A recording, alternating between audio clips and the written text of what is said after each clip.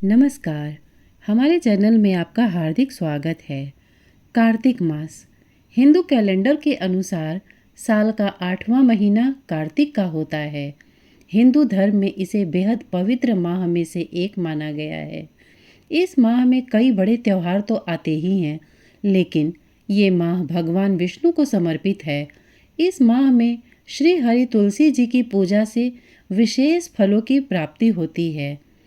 बता दें कि इस बार कार्तिक माह की शुरुआत 7 अक्टूबर से हुई है। कहते हैं कि अगर इस माह में सच्चे दिल और पूरी श्रद्धा से भगवान विष्णु की पूजा की जाए तो व्यक्ति को सभी पापों से मुक्ति मिलती है।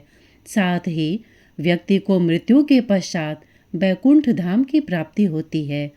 ज्योतिष शास्त्र के अनुसार हर माह किसी न किसी देवता को समर्पित होता है। हर माह के कुछ नियम होते हैं। इन नियमों के पालन के साथ अगर पूजा आराधना की जाती है तो शुभ फलों की प्राप्ति होती है। कार्तिक माह में भगवान विष्णु और माँ लक्ष्मी की कृपा पाने के लिए क्या करें और क्या नहीं। ब्रह्म मुहूर्त में स्नान करना। शास्त्रों में बताया गया है कि कार्तिक माह में ब्रह्म मुहूर्त में स्नान करना बेहद शुभ माना गया है। कार्तिक माह में ब्रह्म मुहूर्त में उठना और किसी पवित्र नदी या घर में ही गंगा जल डालकर स्नान करने से शुभ फलों की प्राप्ति होती है। भगवान विष्णु की कृपा बरसती है। तुलसी जी की पूजा। ज्योतिष शास्त्र के अनुसार कार्तिक माह में तुलसी पूजा का विशेष महत्व बताया गया है।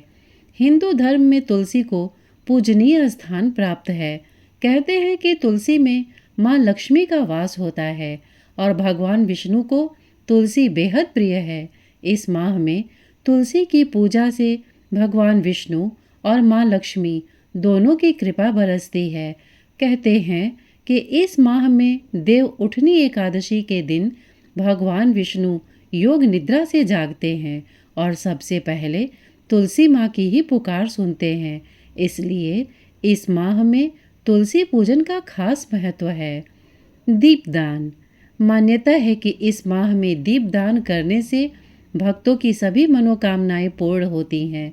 शरद पूर्णिमा से लेकर कार्तिक पूर्णिमा तक दीपदान करना चाहिए।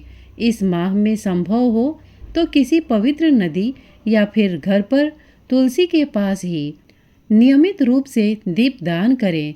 इससे घर में सुख समृद्धि की प्राप्ति होती है। कार्तिक माह में जमीन पर सोने का विधान है। कहते हैं कि जमीन पर सोने से व्यक्ति के मन में पवित्र विचार आते हैं। कार्तिक माह में जमीन पर सोना तीसरा प्रमुख काम है। इतना ही नहीं, कार्तिक माह में ब्रह्मचर्य व्रत का पालन करना चाहिए। इन नियमों का पालन करने से शुभ फलों की प्राप्ति होती है और व्यक्ति को भगवान विष्णु की कृपा प्राप्त होती है। मृत्यु के बाद व्यक्ति मोक्ष को प्राप्त होता है। कार्तिक मास में क्या क्या करें? इसे दामोदर मास भी कहते हैं। इसी महीने में यशोदा मैया ने भगवान कृष्ण को रस्सी से बांधा था। इस लीला के कारण ही इस मास को दामोदर मास बोलते हैं। दाम का अर्थ है रस्सी और उदर का अर्थ पेट। दाम प्लस उदर दामोदर। इस महीने में रोज शाम को 6:30 के बाद दीपदान करना चाहिए। भगवान कृष्ण के आगे रोज मिट्टी का नया दीपक जलाकर दामोदर अष्टकम का पाठ करें, जिसे दीपदान कहा जाता है। दीप को आरती की तरह भगवान के समक्ष घुमाएं, फिर उस दीपक को भगवान के समक्ष ही रख दें। ब्रह्मचर्य का पालन करें। इस महीने सुबह 4 बजे से 5 बजे के बीच स्नान कर लें, जिसे कि कार्तिक स्नान कहते हैं।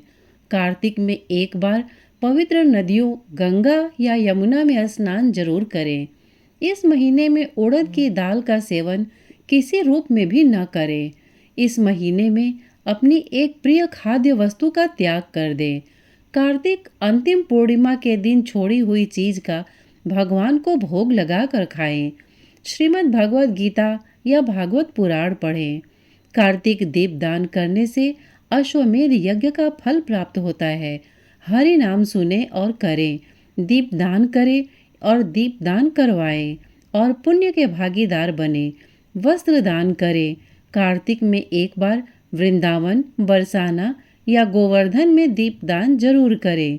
दीपदान में देसी घी या तिल के तेल का प्रयोग करें और हो सके तो दीपदान उसी चित्र के आगे करें जिसमें यशोदा मैया ने भगवान को बांध रखा था। श्री दामोदराष्टकम ये पाठ दीपदान के समय पढ़ें। श्रोतागण, प्रस्तुत जानकारी आपको कैसी लगी हमें कमेंट करके अवश्य बताइएगा। साथ ही इतने धैर्य से इसे सुनने के लिए आपने अपना बहुमूल्य समय दिया, इसके लिए आपका बहुत बहुत धन्यवाद। नमस्कार।